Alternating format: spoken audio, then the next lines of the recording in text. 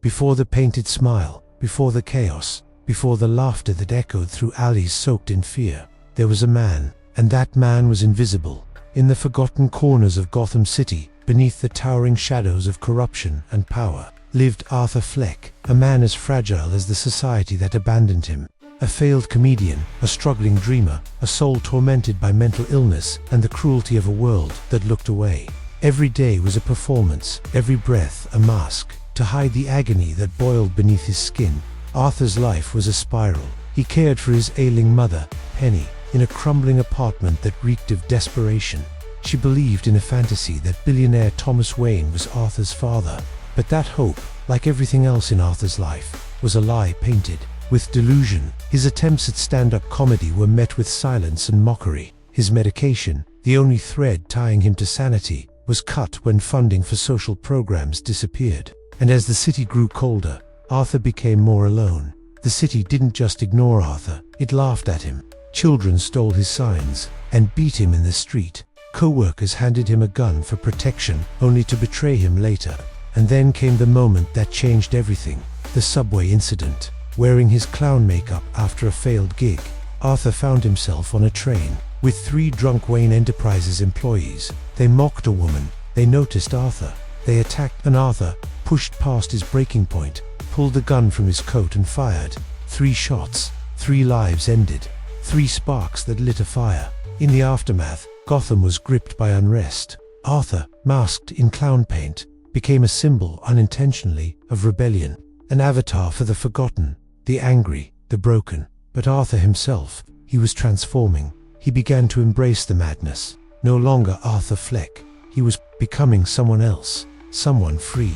Someone who didn't care about the rules. Someone who laughed. His descent accelerated after discovering the truth, or what he believed to be the truth, about his mother's lies, about his origins, about how the world had manipulated him from birth. He confronted Thomas Wayne. He was rejected. He was humiliated on live television by Murray Franklin, the talk show host he once idolized. And then he was invited onto the show. That night, in front of a live audience, Arthur revealed his true self. Not Arthur Fleck, but Joker. And as he delivered his final punchline, a bullet to Murray's head, the world met its new face of chaos. Gotham erupted. Riots burned the skyline. Clown masks flooded the streets. And Joker stood atop a crashed police car, arms raised like a messiah of madness, as the city bowed to its new king, not out of love, but out of fear and recognition. In that moment, the man who had once been invisible became unforgettable. But this was only the beginning. Gotham burned, not just in flames, but in spirit. The night Arthur Fleck became Joker was not merely the birth of a villain, it was a revelation. The city had created him, molded him through neglect, shaped him through cruelty, and then watched him rise as the embodiment of everything it refused to face. In the streets, chaos wore a smile. Masked rioters declared allegiance to Joker, though he had never asked for followers. They hailed him as a symbol, a patron saint of the forgotten. But Joker didn't seek revolution. He didn't want power. What he wanted, what he craved, was recognition, validation that he existed. And now, all of Gotham was watching. But while the streets swirled in anarchy, Gotham's elite tightened their grip. Thomas Wayne, unshaken, declared that Gotham needed law and order, ironically blind to the fact that his own indifference helped birth the very madness he now condemned. Days later, he and his wife Martha were gunned down in an alley by one of Joker's inspired followers. Their son Bruce watched it all. A spark lit that night, one that would grow into a bat-shaped shadow. But this story is not about the bat. Not yet. Joker disappeared into the chaos he had unleashed. He was arrested, yes. Institutionalized, yes. But the institutions that tried to contain him were as broken as the man himself. Arkham Asylum, Gotham's monument to failed rehabilitation, became his playground. Doctors tried to dissect him, to understand him, but Joker only laughed. No medication could dull what he had become. No therapy could undo the awakening he had experienced. He wasn't trying to be sane anymore. Inside Arkham, Joker perfected his madness. He studied the fears of others, the cracks in the system, the fragility of minds. Other inmates gravitated toward him not out of loyalty, but out of fear, confusion, or sheer awe. He began to paint walls with chaos, orchestrating escapes, inciting riots, speaking in riddles and philosophy twisted by madness. To Joker, madness wasn't a disease, it was freedom. And then came his escape. No one knows how he did it. Some say he walked out through the front door.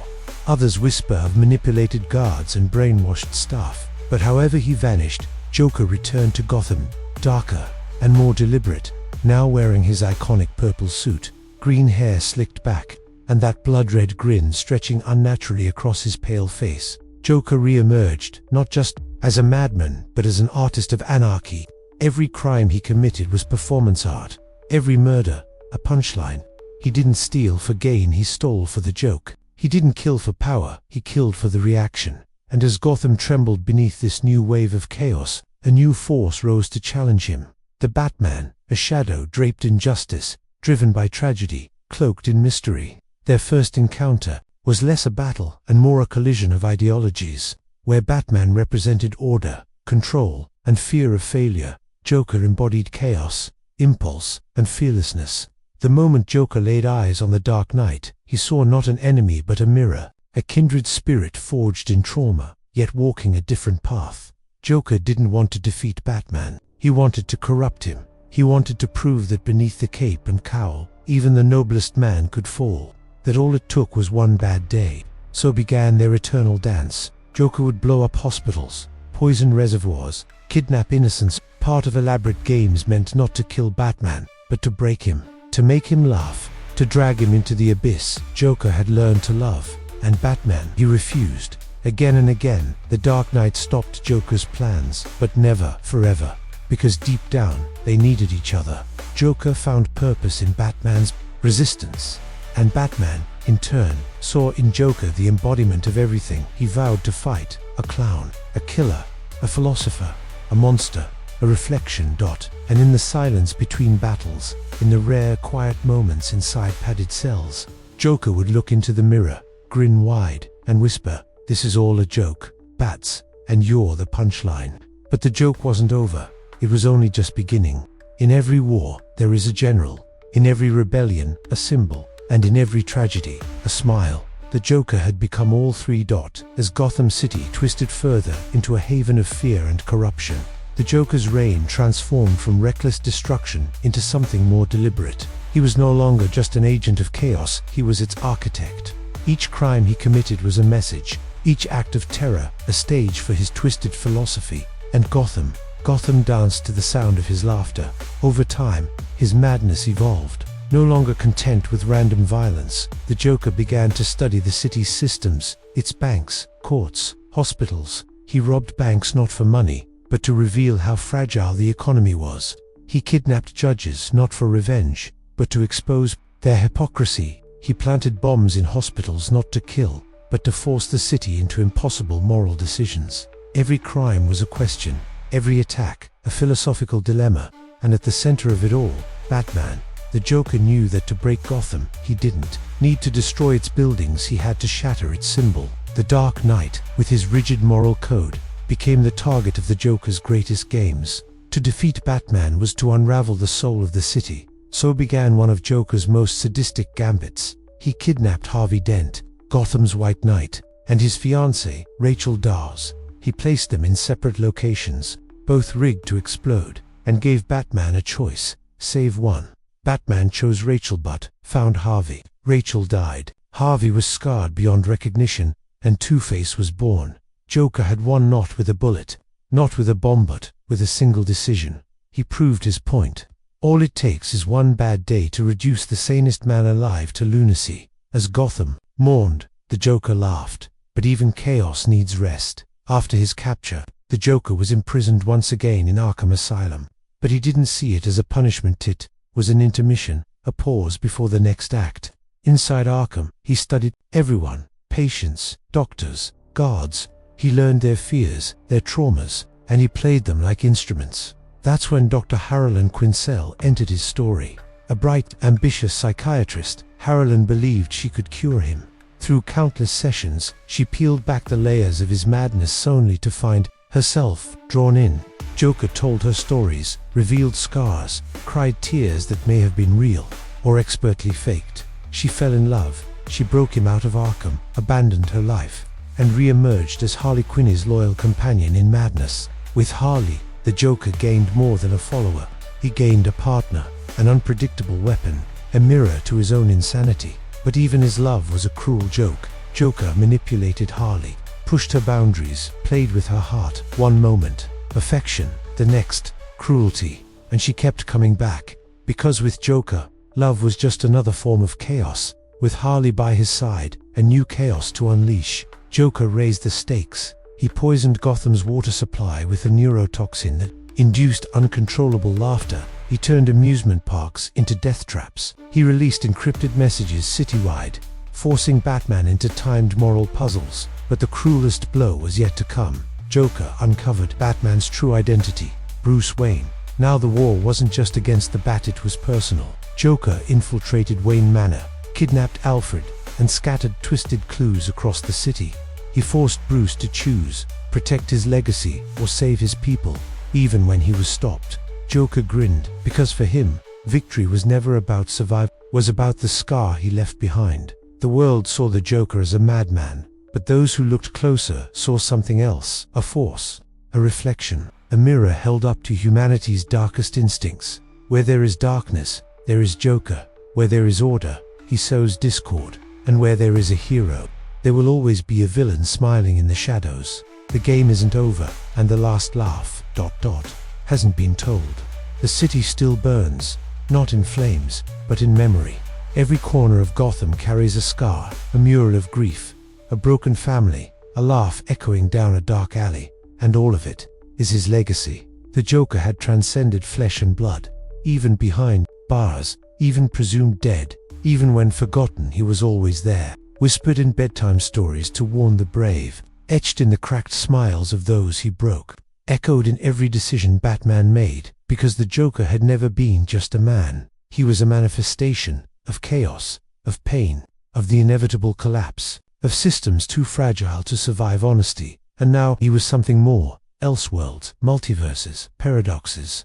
The Joker found his way into every corner of reality. In one universe, he became a tyrant king who ruled Gotham with an iron fist and a bloody crown. In another, he fused with the Speed Force, a blur of laughter and death. But perhaps the most terrifying version of all was the one who became Batman. In a nightmarish reality, the Joker's ideology infected Bruce Wayne. Pushed beyond his limits, Batman snapped, killing the Joker with his own hands. But that act transferred more than blood. It transferred madness. Bruce inhaled a neurotoxin, mixed with Joker's DNA. His mind fractured, his morality eroded. And in that darkness, something new was born. The Batman who laughs, a creature of intellect and insanity, strategy and sadism, the ultimate fusion of order and chaos. He destroyed his own world, then turned to the multiverse, and through him, the Joker laughed again. Back in the Prime Universe, Joker's legacy took other forms. Harley Quinn evolved. No longer his puppet, she became her own force, fierce, brilliant, unpredictable. Yet deep within, part of her still remembered the man who once danced with her in blood and moonlight. The Joker had many protégés, imitators, fanatics. Cults formed around his philosophy. Copycats painted their faces in his honor. Some even died for his vision. But none could be him, because the Joker was never about gimmicks or laughter. He was the eternal question. What happens when the world stops pretending to be sane? And in his final chapter, or perhaps his greatest illusion, the Joker vanished. No body, no trace, only a final message, etched in red on the wall of Arkham. The laugh is never lost. Batman searched, Gotham hoped, the world waited, but he never returned. Or maybe, he never left. Because even when gone, Joker's influence corrupted politicians, twisted ideologies, sparked revolutions. His philosophy infected the air like a virus with no cure. He didn't want to rule Gotham. He wanted Gotham to become him, and it did. What is a legacy? For most, it's a name, a statue, a child. For Joker, it's the ache in your gut when you laugh at something horrible, the chill when a clown walks into a dark alley, the doubt you feel when someone says, everything will be okay. He is not a ghost. He is not a man. He is not gone. He is the shadow behind every smile. The Joker will never die, because deep down, in places no one wants to admit exist, We're all just one bad day away. And that's the punchline. Legends of the Multiverse presents Joker, the last laugh, a villain, a myth, a force of nature.